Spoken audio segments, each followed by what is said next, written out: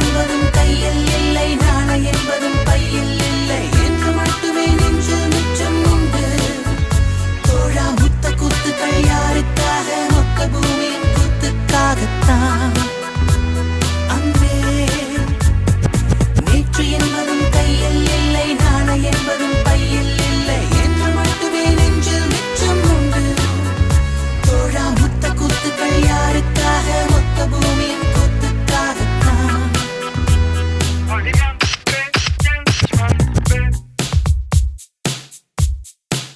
June போனா ஜூலை காற்றே, கண் பார்த்தா காதல் காற்றே,